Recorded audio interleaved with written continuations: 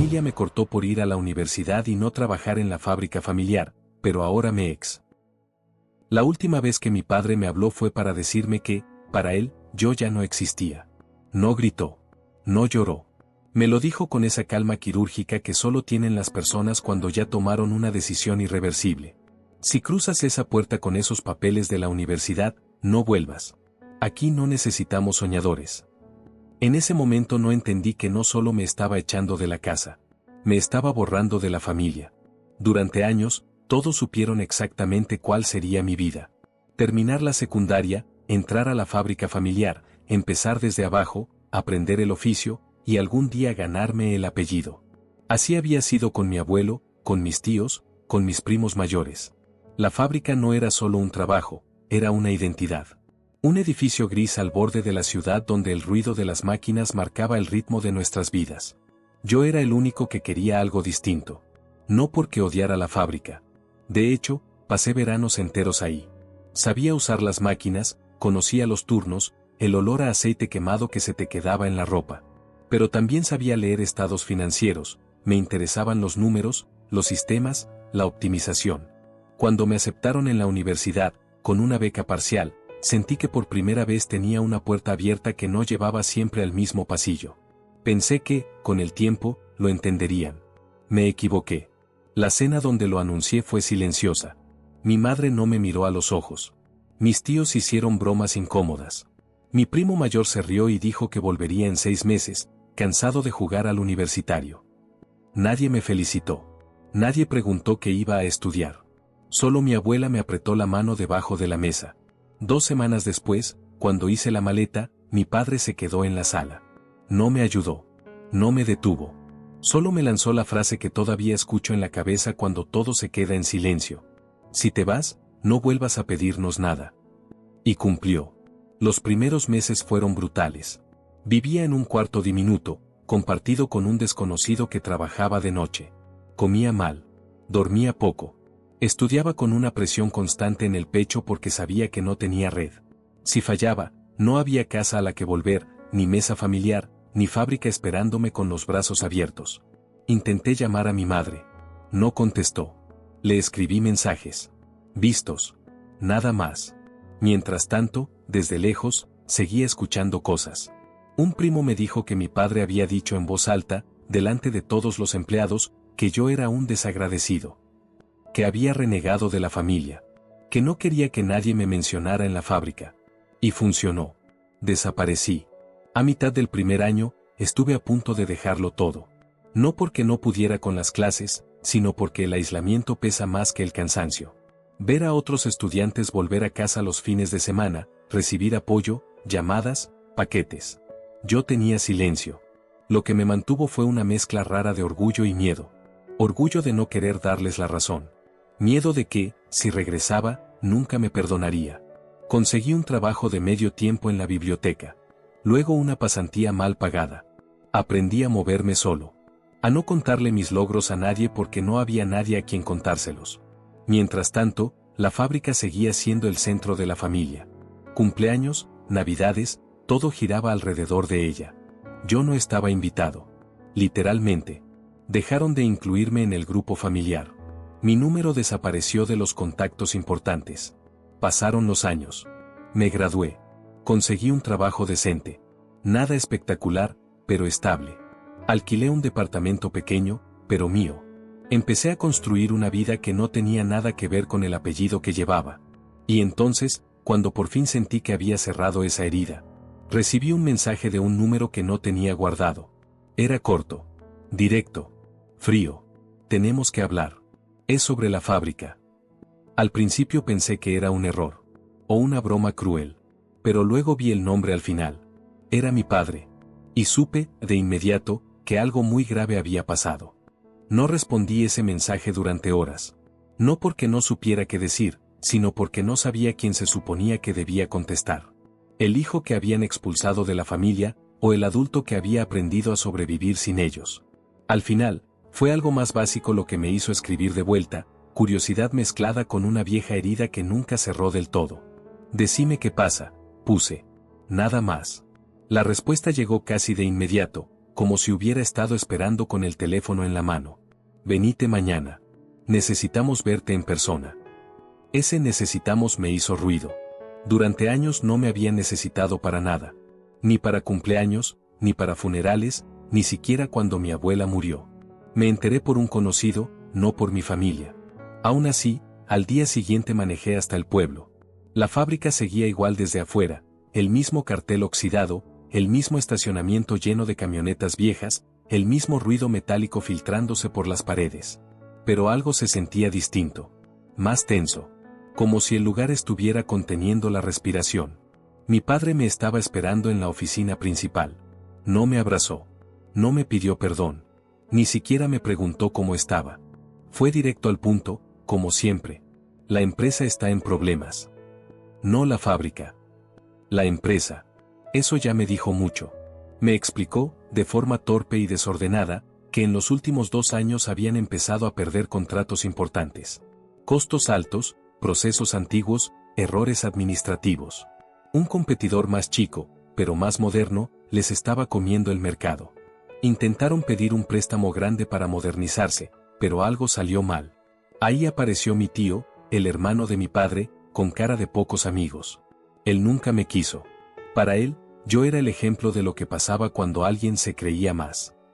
Tenemos una auditoría encima, dijo. Y no pinta bien. Empecé a hacer preguntas. No por ayudarlos, sino porque era imposible apagar la parte de mi cabeza que analizaba todo. Estados financieros, balances, deudas. Lo que me contaban no cerraba del todo. Había huecos. Decisiones raras. ¿Quién está llevando la parte administrativa? Pregunté. Silencio. Mi primo mayor, el mismo que se había reído de mí años atrás, estaba sentado en un rincón. Evitó mirarme cuando dijo. Yo. Ahí entendí la primera capa del problema. Mientras yo estudiaba y trabajaba para pagar el alquiler, él había entrado directo a la gerencia porque era de la familia. Sin formación real. Sin controles. Sin supervisión. Y ahora, de repente, la fábrica que siempre se creyó indestructible estaba sangrando. ¿Y yo qué tengo que ver con todo esto? Pregunté, finalmente. Mi padre se aclaró la garganta. Necesitamos que nos ayudes a ordenar los números. A preparar la auditoría. A ver si se puede salvar algo. No pidió. Afirmó. Como si todavía tuviera autoridad sobre mí. Le dije que lo iba a pensar. Esa noche casi no dormí. No solo por la propuesta, sino por todo lo que removió. La rabia vieja. El abandono. La sensación de que solo me buscaban cuando ya no les quedaba nadie más. Hablé con Laura, mi pareja. Ella había estado conmigo desde mis últimos años de universidad. Conocía toda la historia. Fue la primera en decir lo que yo no quería escuchar. Tené cuidado. Esto no es una reconciliación. Es una transacción. Tenía razón. Pero también sabía algo más. Si la fábrica caía, no caía solo un negocio. Caía el sustento de mucha gente del pueblo. Empleados que me habían visto crecer. Personas que no tenían nada que ver con la decisión de echarme. Acepté ir a revisar los números. Dejé claro que no era gratis, ni permanente. Los primeros días confirmaron mis sospechas. Había errores graves. Pagos sin justificar. Contratos firmados sin respaldo. Y algo peor, movimientos que parecían deliberadamente confusos, casi diseñados para que nadie los entendiera. Cuando se lo señalé a mi padre, se puso a la defensiva. ¿Estás insinuando algo? No respondí. No hacía falta. Mientras más revisaba, más claro se volvía que el problema no era solo mala gestión. Había decisiones tomadas para beneficiar a alguien en particular. Alguien de adentro. Y cada línea sospechosa llevaba, de una forma u otra, al mismo nombre. El de mi primo. Ahí entendí que esto no iba a ser solo sobre salvar una fábrica. Iba a ser sobre romper definitivamente lo poco que quedaba de mi familia. No confronté a mi primo de inmediato. Fue una decisión consciente.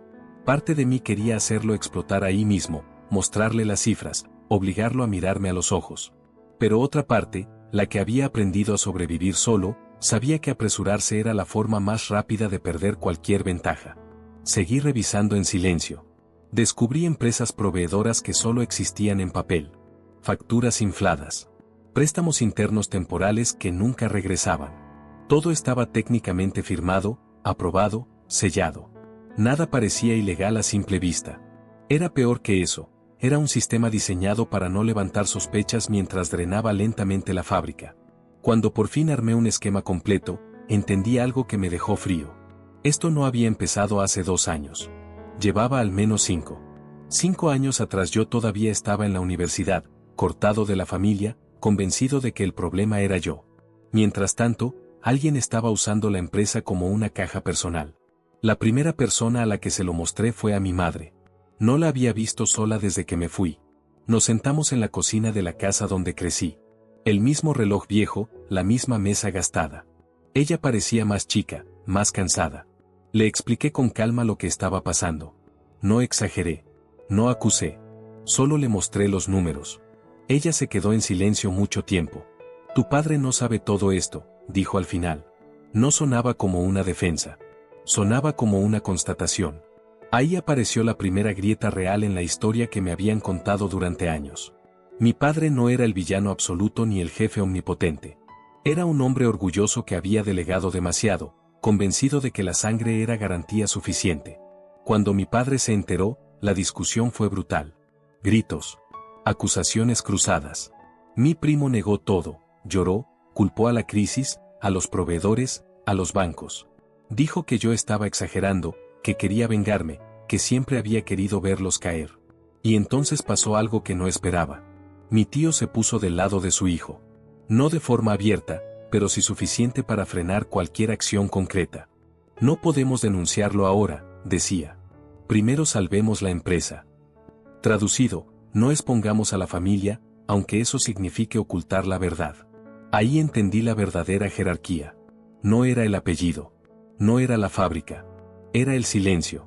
Mientras tanto, la auditoría avanzaba. Y yo sabía que, si esos movimientos salían a la luz, no habría forma de taparlos.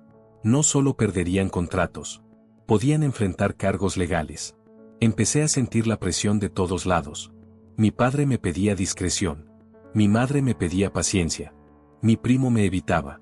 Y yo estaba atrapado en el medio, con información que podía destruirlo todo. Laura volvió a decirme que parara. No es tu responsabilidad. Te echaron. No les debes nada. Quise creerle. Pero cada vez que entraba a la fábrica y veía a los empleados, pensaba en lo que pasaría si cerraban. En quién cargaría con la culpa. Y sabía que, pase lo que pase, muchos iban a señalarme a mí. Al que volvió. Al que trajo el problema. La gota que colmó el vaso fue un mail que encontré por accidente. Estaba archivado, pero no borrado. Un intercambio entre mi primo y un contador externo.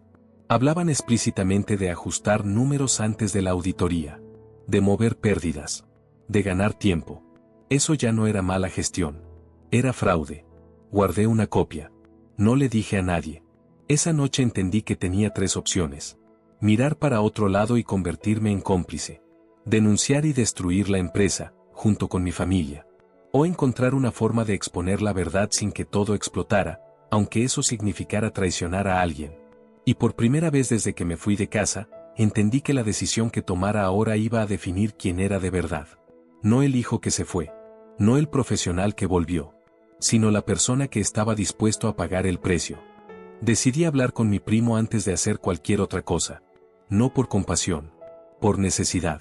Quería verle la cara cuando entendiera que yo sabía demasiado. Lo encontré en la oficina que ahora llevaba su nombre en la puerta. Algo que, años atrás, habría sido impensable. Cerré la puerta detrás de mí y dejé una copia de los movimientos sobre el escritorio. No vine a pelear, le dije. Vine a entender hasta dónde pensás llegar. No negó nada. Eso fue lo más perturbador. Me dijo que al principio había sido un préstamo. Que todos lo hacían. Que la fábrica generaba dinero y nadie iba a notar unos ajustes. Después habló de inversiones fallidas, de deudas personales, de mantener un estilo de vida que ya no podía sostener. Y entonces soltó la frase que lo cambió todo. Además, vos no estabas. Alguien tenía que hacerse cargo. Ahí apareció la distorsión completa de la realidad. Para él, mi ausencia justificaba todo. Como si el hecho de que yo me hubiera ido legitimara vaciar la empresa. Como si yo hubiera abandonado algo que le pertenecía por derecho. Le dije que tenía el mail. Que la auditoría no iba a perdonarlo. Que ya no había marcha atrás. Su cara cambió. Pasó de la soberbia al miedo en segundos. Me pidió tiempo. Me pidió que hablara con mi padre. Me ofreció devolver parte del dinero, arreglarlo entre nosotros. Y entonces llegó la amenaza, suave, disfrazada de advertencia. Si esto sale a la luz, no solo caigo yo. Caen todos. ¿Estás dispuesto a cargar con eso? Esa pregunta me persiguió durante días. Porque no era mentira. Mi padre había firmado documentos sin revisar. Mi tío había mirado para otro lado. Incluso mi madre sabía que algo no cerraba, aunque no supiera qué. Yo no era el único que había fallado. Mientras tanto, algo más empezó a romperse. Mi relación con Laura. Ella empezó a sentir que yo estaba volviendo a un lugar que me había destruido. Que me estaban usando otra vez. Discutíamos por llamadas cortadas, por noches sin dormir, por mi incapacidad de desconectar. Te eligieron solo porque ahora les conviene, me dijo una noche. Y cuando esto termine, ¿qué crees que va a pasar? No supe qué contestar. Al mismo tiempo, la auditoría empezó a hacer preguntas incómodas. Más profundas. Ya no bastaban los parches. El contador externo dejó de responder correos. El ambiente en la fábrica se volvió denso. Susurros. Miradas. Rumores. Y entonces llegó el primer giro real. Recibí una citación judicial. No para la empresa. Para mí. Alguien había presentado una denuncia anónima señalándome como responsable de la reestructuración financiera reciente. Decía que yo había manipulado datos para perjudicar a la empresa desde adentro. Era absurdo. Yo llevaba semanas ahí. Pero entendí el mensaje. Alguien estaba preparando el terreno para empujarme al frente cuando todo explotara. Fui a ver a mi padre esa misma noche. Le mostré la citación. Esperaba enojo. Miedo. Algo. Lo que vi fue duda. «¿Vos tocaste algo que no debías?», me preguntó. No me defendí. Me limité a mirarlo. En ese instante comprendí algo devastador. Después de todo lo que había descubierto, después de todo lo que estaba arriesgando, mi padre todavía no estaba seguro de creerme a mí antes que a la familia que nunca se fue. Salí de esa casa con una certeza clara. Si no controlaba la narrativa, iba a terminar como el villano perfecto. El hijo que se fue. El que volvió con estudios. El que arruinó la fábrica. Y supe que el próximo movimiento tenía que ser definitivo. Porque ya no se trataba de salvar a nadie. Se trataba de sobrevivir. Esa noche no volví a mi departamento. Me quedé manejando sin rumbo durante horas, repasando cada conversación, cada archivo, cada decisión que me había traído hasta ahí. No estaba paranoico, me estaban preparando como chivo expiatorio. Y lo peor era que el plan funcionaba porque encajaba demasiado bien con la historia que siempre habían contado sobre mí. El que se fue. El diferente. El que no respetó la tradición. Decidí hacer algo que nunca había hecho antes, pensar solo en mí. A la mañana siguiente llamé a un abogado. No uno del pueblo. Uno de la ciudad, especializado en auditorías, fraudes corporativos y denuncias internas. Le conté todo. Le mostré los correos, los movimientos, la citación, la cronología completa. No se sorprendió. Esto es un clásico, me dijo. El que llega último y hace ruido es el más fácil de empujar al frente. Me dio dos opciones claras. La primera, colaborar en silencio, esperar que la auditoría termine y confiar en que la verdad salga sola. La segunda, presentar yo mismo una denuncia formal como informante, entregando toda la documentación y quedando legalmente protegido. Elegir la segunda significaba quemar el último puente. Significaba que ya no habría vuelta atrás con mi familia. Ni siquiera una reconciliación falsa. Esa misma tarde, antes de decidir, fui a ver a mi madre por última vez. No para pedir consejo. Para despedirme. Le expliqué lo que iba a hacer. No entré en detalles legales. Solo le dije que esto iba a explotar y que yo no iba a ser el que pagara por errores ajenos. Ella lloró. No me pidió que parara. No me pidió que protegiera a nadie. Solo me dijo algo que no esperaba. Tu padre siempre supo que vos eras distinto. Por eso le dolió más. No lo dijo como justificación. Lo dijo como confesión tardía. Presenté la denuncia 2 días después. La auditoría cambió de tono inmediatamente. Llegaron funcionarios nuevos. Se congelaron cuentas. Se pidieron explicaciones formales. Mi primo fue suspendido preventivamente. El contador externo desapareció por completo. Y tal como había previsto, la narrativa empezó a girar. Pero no a mi favor. En el pueblo se empezó a decir que yo había traicionado a la familia. Que había exagerado todo para vengarme. que había traído gente de afuera para destruir algo que no entendía. Laura y yo casi no hablábamos. Estaba agotado, irritable, obsesionado. Ella empezó a dormir en casa de una amiga por unos días. La fábrica redujo turnos. Algunos empleados fueron suspendidos. Vi a gente que me había saludado toda la vida mirarme con resentimiento. Para ellos, la secuencia era simple. Yo volví, y todo se vino abajo. Una noche recibí un mensaje de mi primo. No amenazas. No insultos. Espero que valga la pena. Lo bloqueé sin responder. Semanas después, se confirmó lo inevitable. Fraude, administración desleal, encubrimiento. Mi primo fue imputado. Mi tío también, por complicidad. Mi padre no enfrentó cargos penales, pero quedó expuesto públicamente por negligencia grave. La fábrica no cerró de inmediato, pero quedó al borde. Inversores externos tomaron control parcial. El apellido dejó de mandar. Y entonces llegó el segundo giro. El que no vi venir. Me ofrecieron quedarme. Los nuevos administradores querían que yo liderara la reestructuración. Buen sueldo. Contrato formal. Autoridad real. La posibilidad de salvar lo que quedaba y limpiar mi imagen en el proceso. Era irónico. Justo lo que siempre había querido, pero en las peores circunstancias posibles. Aceptarlo significaba quedarme en el centro del odio. Rechazarlo significaba confirmar, para muchos, que yo solo había venido a destruir. Le pedí tiempo para pensarlo. Esa noche Laura volvió a casa. Empacó el resto de sus cosas. No puedo acompañarte en esto, me dijo. No porque estés equivocado, sino porque esto te está consumiendo. No hubo gritos. No hubo reproches. Solo cansancio. Cuando se fue, me quedé solo en un departamento que ya no se sentía como hogar. Y entendí algo que nadie te dice cuando hablas de hacer lo correcto. A veces, hacerlo te deja sin nada que se parezca a una victoria. La decisión final me esperaba. Y sabía que, eligiera lo que eligiera, alguien iba a perder para siempre. Acepté el trabajo. No por lealtad a la fábrica. No por el apellido. Ni siquiera por el dinero, aunque lo necesitaba. Lo acepté porque entendí que, si me iba, la historia iba a cerrarse sin mí, y yo quedaría congelado para siempre como el traidor conveniente. Los primeros meses fueron un infierno silencioso. Tenía autoridad, pero no respeto. Cada decisión era cuestionada. Cada cambio, resistido. Había empleados que me evitaban. Otros que me miraban con una mezcla rara de agradecimiento y resentimiento. Yo era el recordatorio viviente de que el viejo orden había muerto. Mi padre renunció poco después. No hubo despedida formal. Se fue un viernes, dejando las llaves en el escritorio. No hablamos ese día. No hablamos durante meses. La fábrica sobrevivió, pero no volvió a ser lo que era. Más pequeña. Más controlada. Sin el aura de intocable que había tenido durante décadas. El pueblo también cambió con ella. Menos orgullo. Más desconfianza. Con el tiempo, algunos empezaron a admitir en voz baja que todo se habría hundido igual. Que yo solo había sido el que prendió la luz. Laura no volvió. Supe por conocidos que se mudó de ciudad. Nunca le escribí. Algunas distancias no se cierran, se aceptan.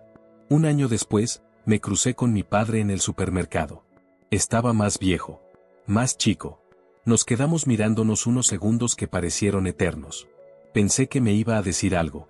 Cualquier cosa. Solo asintió con la cabeza. Yo hice lo mismo. No fue perdón. No fue reconciliación. Fue un reconocimiento tardío de que ninguno de los dos había ganado. Hoy sigo trabajando ahí. No me siento parte de la familia. Tampoco completamente afuera. Soy algo intermedio, incómodo. El que tomó una decisión que nadie quería tomar, pero que alguien tenía que asumir. A veces me preguntan si valió la pena. No sé qué responder. Perdí a mi familia como la conocía. Perdí a mi pareja. Perdí la idea de pertenecer a algo sin condiciones. Pero también dejé de cargar con una culpa que no era mía. Y entendí algo que todavía incomoda a muchos cuando lo digo en voz alta.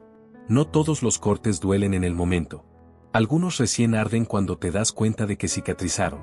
Y que, aunque la herida cierre, la marca se queda para siempre.